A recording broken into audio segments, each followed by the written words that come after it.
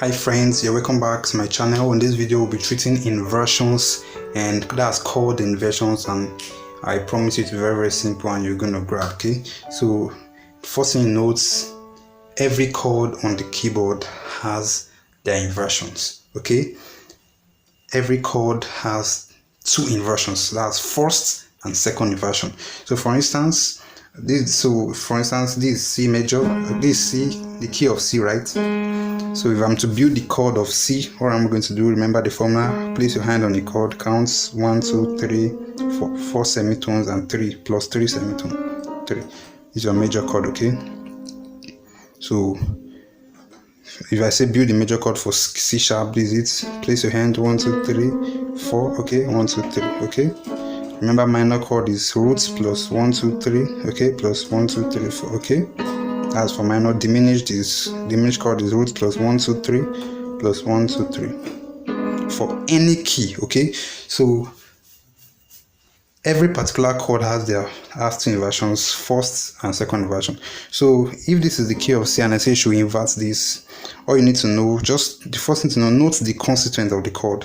That is, this C major chord comprises of C, E and F and G. Okay, so this C, this E, and this G. Okay, so first inversion is simply taking the root notes or the bars notes, the note closer to the bars upwards. Okay, so taking this to the higher octave.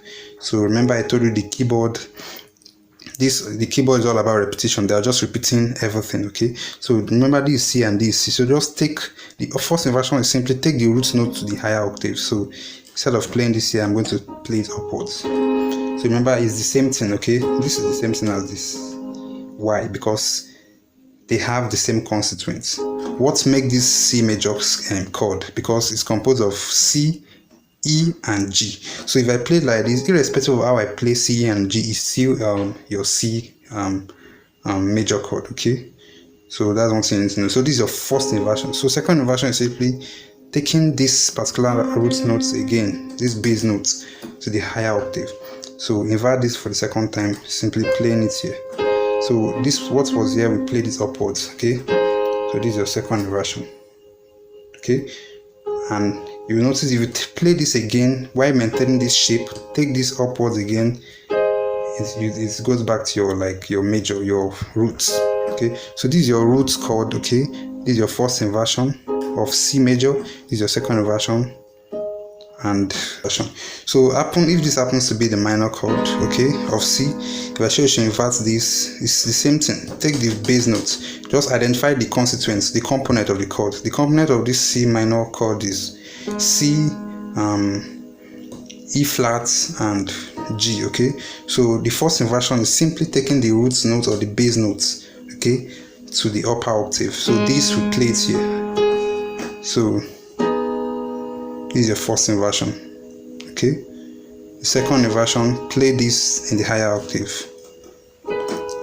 Okay, and back to your root notes. So you don't need to be worried at first. It might look hard, like you're kind of overthinking of where to, so that you're not going to make a mistake.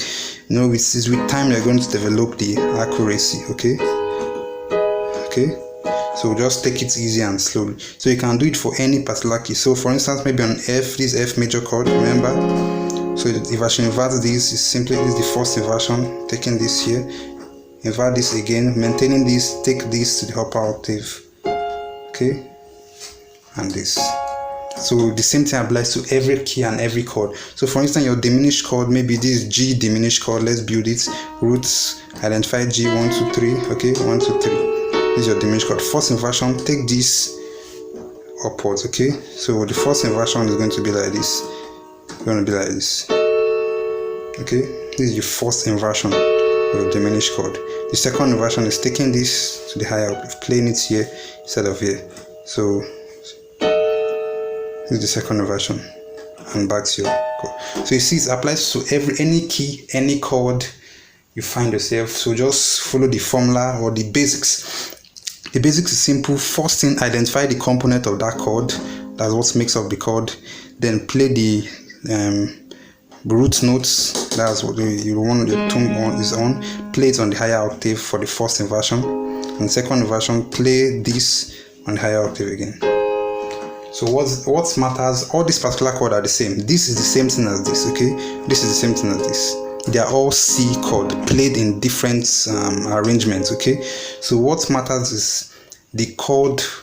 All of them have the components of C major chord, okay? You know that C major chord comprises of C, E, and G. So this chord here also comprises of C, E, and G, irrespective of the way we play it.